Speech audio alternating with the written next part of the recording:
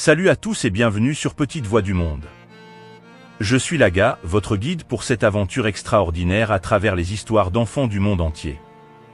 Aujourd'hui, nous allons vous présenter l'histoire d'un jeune garçon et son ange gardien. Alors sans plus tarder, écoutons le récit.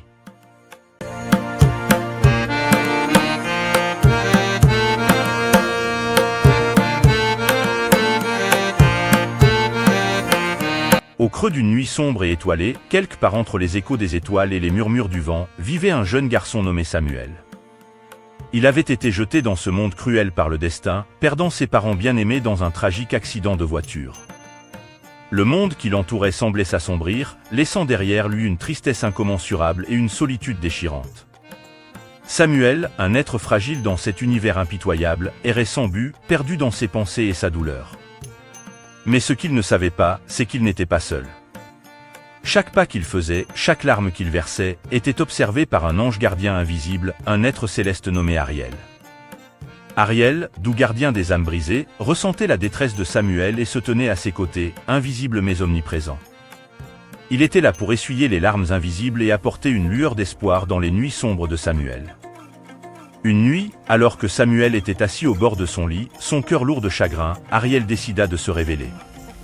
Une lumière douce remplit la chambre, et une silhouette bienveillante se dessina devant le jeune garçon. Les ailes scintillantes de l'ange gardien dégageaient une aura apaisante. Samuel chuchota à Ariel d'une voix aussi douce que le murmure du vent dans les feuilles, « Je suis là. Tu n'es pas seul, même si tu ne peux pas me voir. » Les yeux de Samuel s'élargirent d'étonnement et de gratitude. Ariel lui raconta la véritable nature de leur lien, comment il était là pour le guider, le protéger et le réconforter dans les moments les plus sombres de sa vie. Au fil des jours, Ariel devint le confident silencieux de Samuel. Ils partageaient des rires imaginaires, consolaient des peines invisibles, et construisaient ensemble un pont entre le ciel et la terre. Ariel montrait à Samuel que l'amour de ses parents, bien que physiquement absent, persistait dans le doux souffle du vent et la lueur des étoiles. Le jeune garçon commença à trouver une force intérieure qu'il ne connaissait pas. Les épreuves de la vie devinrent moins écrasantes, car il savait qu'Ariel était là, tissant des ailes d'espoir autour de lui. Un jour, alors que le soleil se levait sur un nouveau matin, Samuel ressentit une chaleur céleste. Ariel se tint devant lui avec un sourire radieux. « Il est temps pour moi de partir, Samuel. Tu es prêt à affronter le monde seul, fort de l'amour qui t'entoure. » Le jeune garçon, bien que triste de dire au revoir à son ange gardien, sentit une résilience nouvelle en lui.